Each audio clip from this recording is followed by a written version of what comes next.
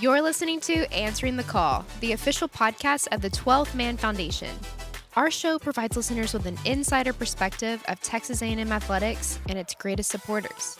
This podcast will bring you exclusive interviews with coaches, athletes, donors, and the dedicated staff of Aggie Athletics and the 12th Man Foundation. You ready? Let's dive into today's episode.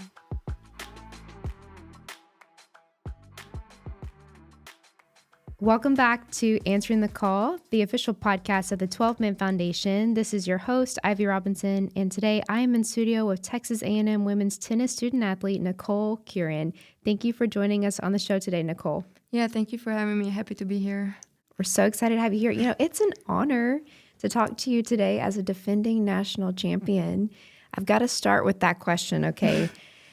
The national championship point against Georgia last year must have been a feeling like no other. Can you take us through what was going through your mind during that final point and when you clinched the 2024 title? Yeah, I mean, it's been a long time since then, but I still remember this moment. I remember before my returning, I was just like telling to myself, like, okay, Nicole, it's now or never. You have to do that.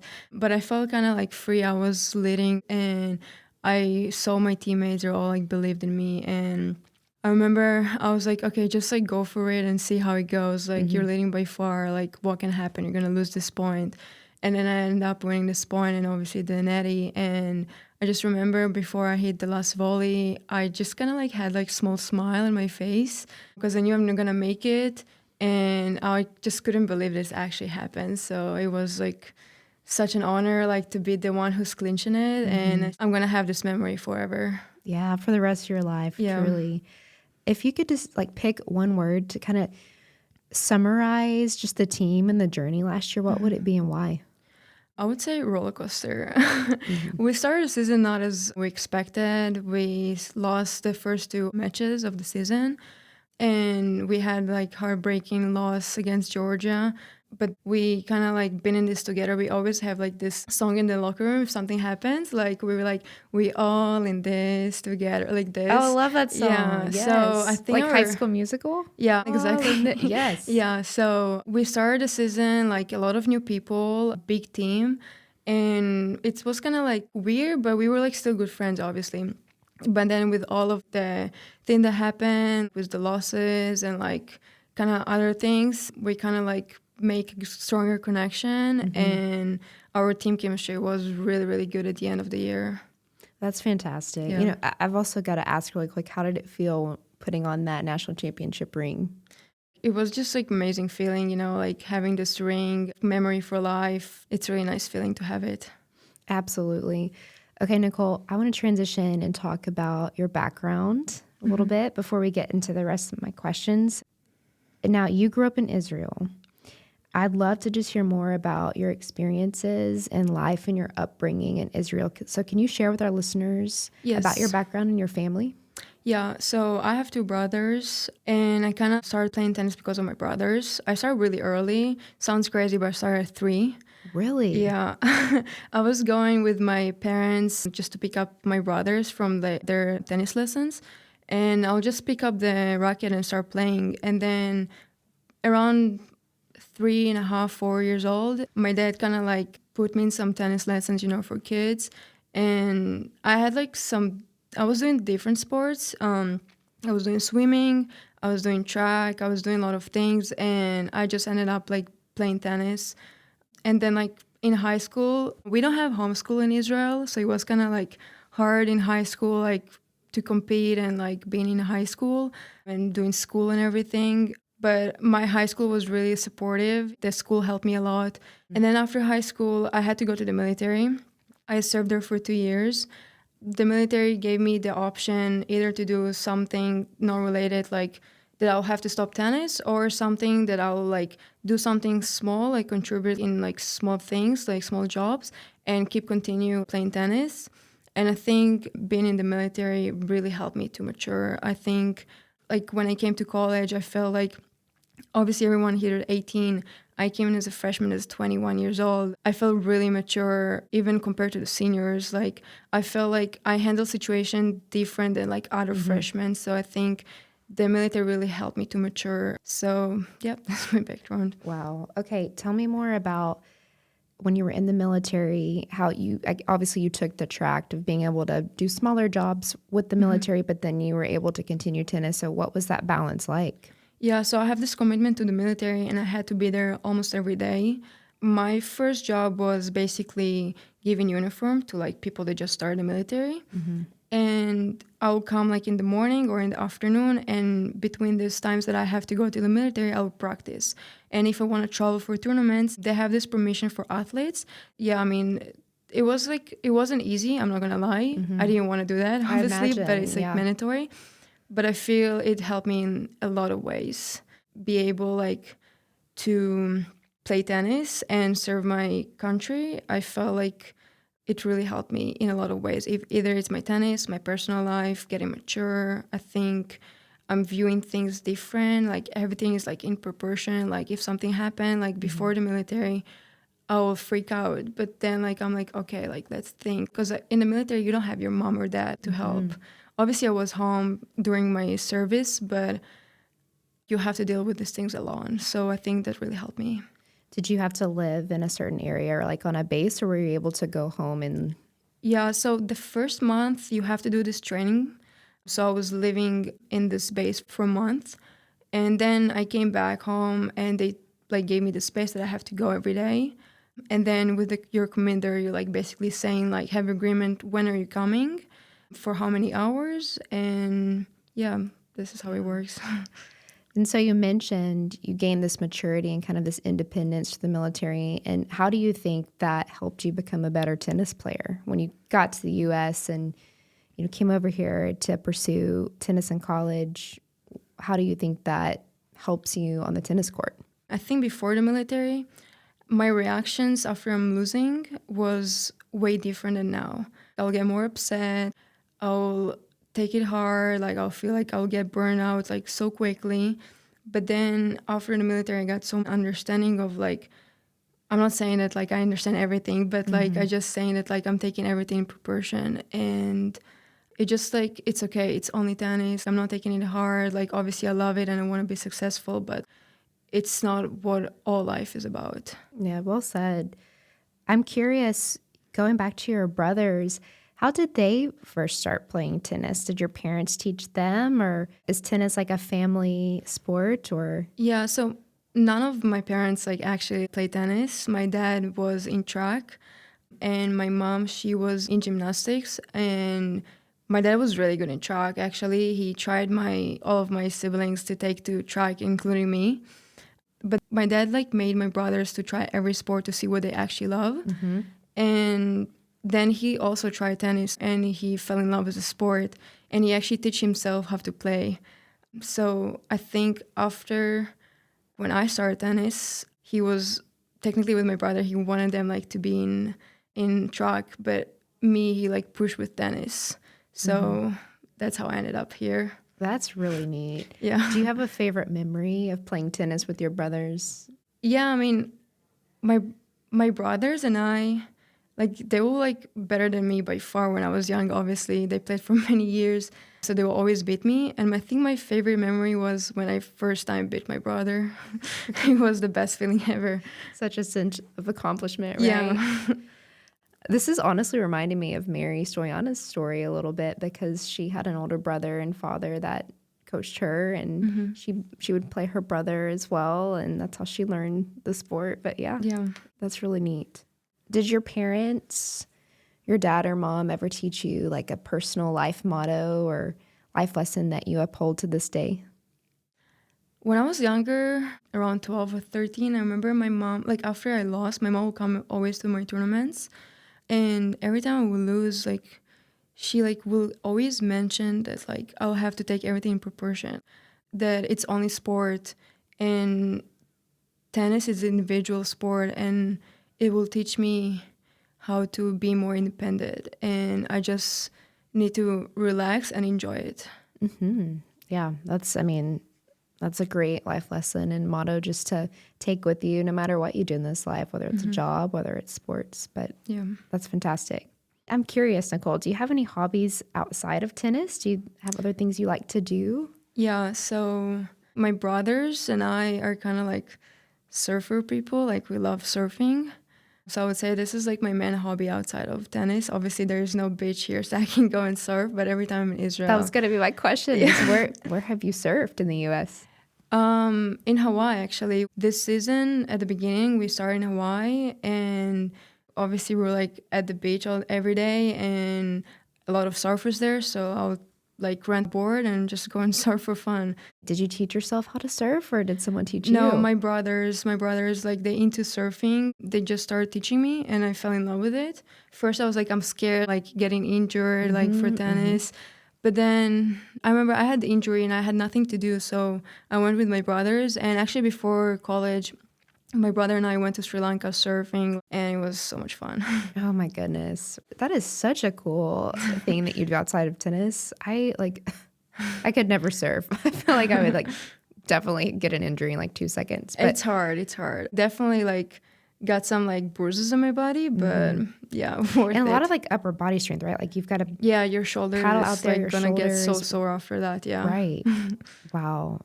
So going back to your story, and when you came to the U.S. to pursue tennis in college, do you remember the moment you decided you wanted to do that? When you were like, okay, I want to get an education in the U.S., I want to play for a college team in the United States.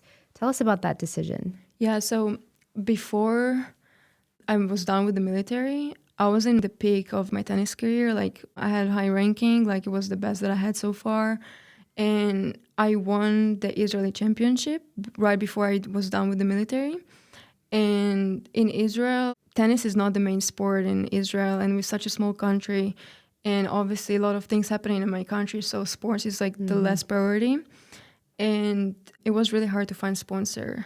And right when I was done with the army, I was thinking what I'm gonna do now. It's really hard to like fund it. My family cannot really afford it. It costs a lot of money to travel, like having coach traveling with you, because traveling alone, it's really hard. So then I was thinking and like didn't know really what to do, and I heard a lot of people going to college in Israel. Before that, like it wasn't common to go to college, and I didn't even want to go to college, honestly. And then I just started thinking, my boyfriend, he also going to college, but I already knew that, and he said like, hey, maybe like you should try college because you can travel for tournaments. They're gonna fund it. They're gonna fund everything, clothing, like rackets, traveling, practices. And I was just thinking and thinking. I was talking with a lot of coaches from the different universities, and I said, yeah, I think I want to do it. So then I started like the process of talking to coaches, and I chose Texas. My freshman year, I was like, wow, it's actually like so much fun. I have a like team and like staff that's supporting me, and all I need to do is just focus on my tennis. So I think I made the right decision. Yeah. Okay. That's a long way to move to pursue a dream. I think that's awesome that you did that and the opportunity was made available to you. How did you adjust living so far away from your family? I mean, it's really hard. We have like huge time difference. We have like 8 hours time difference. And obviously in the morning, what I'm doing is going to class or practices. So it's really hard to find the time like to talk and catch up with my family and friends back home. But I think I kind of got used to it. Also, like the people like close to me got used to it. And every time I'm going over the summer, it's so exciting to go back home and see family and friends. And yeah, I mean, it's tough, but you learn how to deal with it. After your freshman year at that school over in Austin, you transferred to Texas A&M. Tell us why you decided to come to Texas A&M and what surprised you maybe about Aggieland in this town and the university when you got here? When I was on the transfer portal, I was talking with a lot of coaches. I had a lot of good offers, but I feel like the coaching stuff really stood out. And I was talking with like few of the girls on the team, especially with Mary. And I was like, okay, like this looks like a really good team. Like they look like a good people. And I didn't really know, honestly, because I'm not from the US. I didn't know like it's a big rivalry, Texas and A&M, Texas A&M. I had no clue until I came here. So who told you about the rivalry? When I came here, I still had on my phone case the horns up. And someone like saw me and recognized me that I transferred here. And he said, you have to take it down, like right now. So then I was like looking at my coaches and I was like, what is happening? Why is it such a big deal? And then they explained me like everything. And obviously I took it away right away. And Did you replace it with a I replaced it with thumbs up, a Gig'em. Gig'em, Yeah. Gig'em sticker? Yeah. And when I came here, I realized I didn't know any of the traditions. I had no idea. The midnight yell and like the Aggie ring, I had no idea, and I love it. I think it's really unique. Not a lot of places have it, and I think everywhere, like we're going into the airport, you will always see an Aggie. Mm-hmm. That ring stands out. Yeah. And it's fun because you could just be walking, like you said, through an airport. Some strangers, some ag will just come up to you and start talking, notice the ring or notice, the Aggie gear if you have a shirt on, and you've got like an instant connection and friend. Yeah, I think every hotel that we went to, like at least one person was like Gig'em and stuff like that. All right, you talked about this a little bit earlier, but can you share, like I'm curious, what are the major differences between tennis in Israel and tennis in the U.S.? I think the culture of sport in the U.S. is way more different and developed. And I think here the funds that the US have for any kind of sports, not just tennis, I think it's different. And I think you have here in the US at least like 1,000 people the same year that can be good. In Israel, we're such a small group of tennis players that everyone know each other. And there's like maybe 5 or 6 players at my same age or around my age that are good, that's in college, in like the big universities. But here you'll see like there's so many good tennis players at my age or younger. Like each age has a lot of good tennis players, something that you will never see probably in Israel. Like you'll see probably like 3 to 6 people that are good. Yeah. So just the amount of talent over here, Yeah, because I think it's way easier to become a tennis player here than in Israel. Mm-hmm. Yep, that path to accessing that is easier, yes. Going back to when you came to Texas A&M, you became a very prominent part of the women's tennis program. What was your favorite part about representing Texas A&M on the tennis court? The fans that behind us, they're supporting us. I kept getting texts every time we win or lose. Like they always feel proud of us. And I think the 12-man community is very supporting. Obviously, no matter where you go, like I said before, you always will see an Aggies that's supporting you. So I think it's very unique. In terms of unique as well, what makes the Aggie women's tennis program unique in terms of culture? Yeah, I think we're really close friends. Besides having like play for each other, we're really good friends and we're supporting each other no matter what happened, good or bad. We're always there for each other. We have each other backs, and I think we love having fun on court too. So I think our chemistry makes it way more fun to be on court and practice and bring it every day. And you can see the results on the court too. Y'all are incredibly fun to watch, that's for sure. Yes. Let's talk about your education and what you're studying here at Texas A&M. What is your major, and can you tell us why you chose that area of study? Yeah, I'm majoring in sports management. In the future, I want to do something, if not tennis, I want to do something related to sport and develop women's sport in the future, if it's by coaching or like different things that I might go to do. Yeah, I really love it, and I actually changed my major this year, so it's new. Yeah, and I'm having fun so far. That's awesome. Yeah. Good for you. Was that always the dream to maybe work someday in sports, if not tennis, or is that like a recent thing that you've maybe been thinking about? I think it's something lately I've been thinking about. I wasn't really sure, like I was trying to figure out what I want to do. And I think like the last few years in college really like I came to this conclusion that I want to like do something with sports, and especially women's sports. Yeah. Yes, absolutely. In terms of balancing the demands of being both a student and an athlete, how do you juggle those responsibilities, and how do you focus on your tennis but also take care of the academic side as well? It's really hard because we practicing a lot and traveling. I think the main thing is first communicate with your professor, telling them like, hey, I'm traveling this weekend, I won't be able to come to class. And if he can help you, like obviously everything is on canvas, but like help you more like going to office hours. And obviously Texas A&M provide to their athletes tutoring. So I'm trying to use as much resources as I can to be successful in the classroom, because I think it's also important, like thinking about the plan B if tennis is not going to work out. So yeah, I think mainly is tutoring and scheduling. You have to schedule time that you have to study and kind of build the time like for tennis, for friends, and for school, obviously, because you're here to study. And I think it's important to finish your 4 years here and feel like you gave it all. Yeah, that's so encouraging to hear. I mean, I think Texas A&M and the coaches here and the staff, athletic staff, do a great job of really emphasizing like the importance of that education, and getting a degree from Texas A&M. It'll serve you for the rest of your life, and help open doors and create connections for the rest of your life. So that's awesome. Earlier you mentioned how your boyfriend kind of encouraged you and made you think about how playing tennis in college would give you resources, and there would be funded opportunities to travel to tournaments, and it would be a financial opportunity where you could pursue the dream of playing tennis and the sport that you love.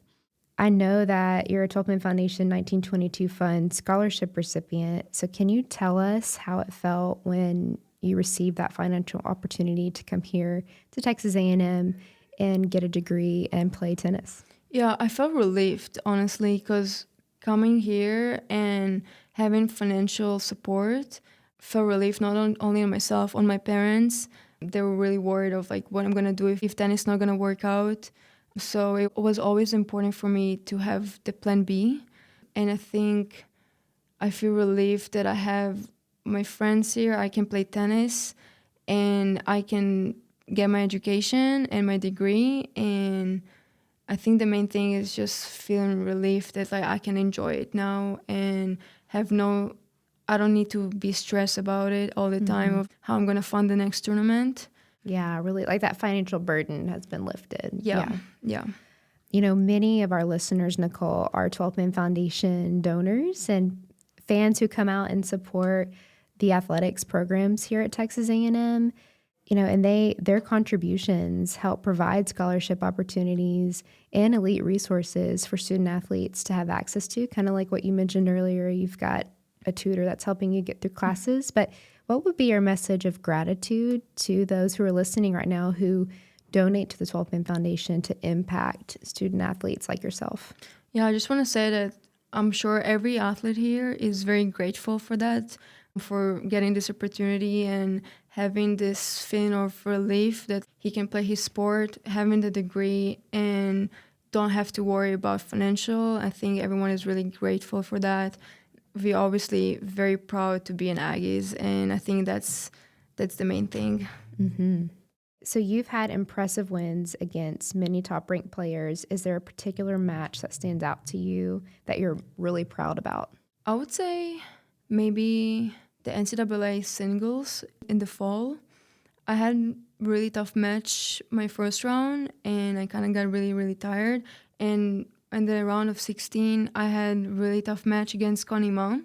And I already played against Konima last year, and this match was really, really hard. We played the bottle of like third set, and this fall again. And I remember I was just like so nervous, and I wanted to get this All-American and be first time in the quarters because it was my first time playing the NCAA singles. And I think it was really important for myself to like achieve that. And I remember after I won this match, it was, if I'm not wrong, it was like 6-4 in the third. It was like a battle of like 3 and something hours. And I just felt like relief, like, okay, I did it. And like I felt really proud of myself. And I felt happy, and I'm really happy that I had my coaches helping me during this match. I know you've played across courts 1 through 3 in singles. Tell us about your mental approach and how it differs depending on which positions you're playing in the lineup. Yeah, I mean, I would say I didn't really care like which spot I'm playing as long as it's gonna help my team to win this match. And I think I just brought it in every spot that I played. If it's 1, 2, or 3, I always brought it. and try to do my best. And because there's a point on the other side, like she don't care how I feel about the number of the lineup that I'm playing. She's trying to win for her team, so that's what I'm trying to do too. And I think I just came with this mindset of like, no matter who is against you, what spot are you playing in the lineup, you're there to win and help your teammates to win, and that's all that matter. Let's talk about Coach Weaver. We've had him on the podcast and talked to him about his coaching journey, but what do you specifically enjoy about playing under Coach Weaver's leadership, and what have you learned from his coaching style? Coach Weaver is he's very unique coach, I would say. He's not as all the coaches are getting mad or something like that. He's very chill and like he's supporting you, and like he never really get mad at you, and like he really there to listen and like understand how can we improve your tennis and how can I help you in your personal life. I don't think every coach has a close relationship with their players, and I think this is what makes him unique, and he knows how to let the players kind of lead of like what would be better for the team. He always keep asking the leaders or like other players like, what should we do to improve our team and help us to win it all? That's interesting. And something I learned not too long ago, and I did not realize this, but, and correct me if I'm wrong, but each player on the team kind of has a designated coach. Is that correct? This year mainly was Tommy on my court, and I feel like any of the players really have like preference who is on their coach. They're like deciding last minute who is on each court, but lately it's kind of been like the same. I started this year with Coach Wilson on my court. Last year I had a full year Coach Weaver on my court. So yeah, I think they're like deciding by personality, I would say, which coach will fit more to the player. And I think they kind of try to work out with personalities, game style, and like, yeah. How do you think they've made you a better tennis player? I think they made me a better player of like bringing it every time. It's about quality more than like time on the court. Like you can be there 4 hours, but if you don't bring the quality, if you don't bring it like every second of it, it doesn't really gonna help you. And I think I learned that this is something that helps me, and I think they also understood that. And I think they really help you with also like outside the court, and they're listening to your needs. So I think this is something that really helps tennis player like to develop, because besides the like being in practice, you have also personal life. So I think listening and understanding what the player needs to do in this practice, depending on like what happened before, if something is wrong. So I think this is something that helps to the tennis players on the team to get better. Yeah, kind of mentioning, going back to what you first said, like quality over quantity is just always the golden rule that wins every day, right? Yeah. And then that's great too to know that you've got coaches and leadership who not only care for y'all as student athletes, but they care about who you are, how you're doing at Texas A&M, how your personal life is. That's great. Yeah. Yep. Being a part of Texas A&M's 2024 National Championship team, how has that experience shaped your goals for the remainder of your collegiate career? I'm sure y'all want to repeat that. Yeah, we obviously want to do back-to-back. This is also first time we'll be in Texas A&M University history that we'll do back-to-back. So I think this is something that it's a goal for sure. But I feel that this year we feel really confident. And then when we won the Natty last year, I think it's gave us a lot of confidence. We started the year really, really good. We made the indoors final, which never happened before. And I think it's all because we won the Natty, so we feel really confident. We basically the same team, like few people left, but it's almost the same lineup and just like minor like changes, but we're all the same people, and we all have this confidence that we can do it, and we're really good no matter our ranking or who is playing against us, we can do it. And we are so excited to see how the remainder of the season plays out, and know they're all going to do incredible things, on the court and even beyond your time at Texas A&M. Thank you. Okay, I want to ask this really quick, going back to the resources and just the support you have here at Texas A&M as a student athlete. How do you think resources like the nutrition center, athletic training, mental health services, academic services like the tutoring. How have all of those resources, along with the coaching staff and the facilities at Texas A&M, impacted your success? I think it's impacted in in a lot of ways. I think the nutrition, it's like you don't have it everywhere. Some places will have with like irregular students, and we have everything in the nutrition center, like everything you want you have there. I think also with like trainers, every time something hurts or like getting injured, like he's always there and like trying to do everything he can to make you play and feel good. And I think the tutoring is really helping with academic, because obviously you want to be successful in the classroom. So I think all the resources that you have here are going to help you to be successful. Mm-hmm. Finally, Nicole, to wrap up today, what makes you proud to be an Aggie? I think the culture and the people here and the 12-man community, I think I already mentioned it before, like everywhere you go, everyone's saying Gigam to you. And I think it's an honor to be here and represent the university. And coming back home with the A&M gear, I think it's really special. People are looking at you and they're like, oh, what is it? And I'm like explaining what it is. And I'm explaining this with a smile on my face. And like, I feel really proud to be an Aggie. That's incredible. I mean, I do have a follow-up question really quick. Like when you're able to go back home and share with your friends and family back home about Texas A&M, what do you tell them about College Station and life over here? I'm telling them how much fun it is, what I'm doing. Like they already know that, because like I'm talking to them like almost every day when I can, and they already know what I'm going through here. But like whenever I'm seeing them, like I can see on their face that they're really like happy for me, and that are really excited that like I got this opportunity to be here. And yeah. And what would you tell a young tennis player who's maybe out of the country, who wants to come to the U.S. and play just like you did? What would you tell that individual to encourage them to pursue their dreams? I think the main thing is enjoy it. It sounds deep, but life is short. Like you have to enjoy what you're doing. Don't do it because like you feel you have to. Try to bring everything you have towards your goals, and yeah, basically enjoy it. Nicole Khirin on Answering the Call podcast. Nicole, thank you again for being here today. Yeah, thank you for having me. Appreciate it. Thank you for joining us on another episode of Answering the Call, the official podcast of the 12th Man Foundation. A special shout out to our incredible podcast producer, Megan Hoffman, to 12th Man Productions and Texas A&M Athletics NIL Department. We also extend our heartfelt gratitude to every donor and season ticket holder for always answering the call through loyal support of Texas A&M Athletics and our student athletes.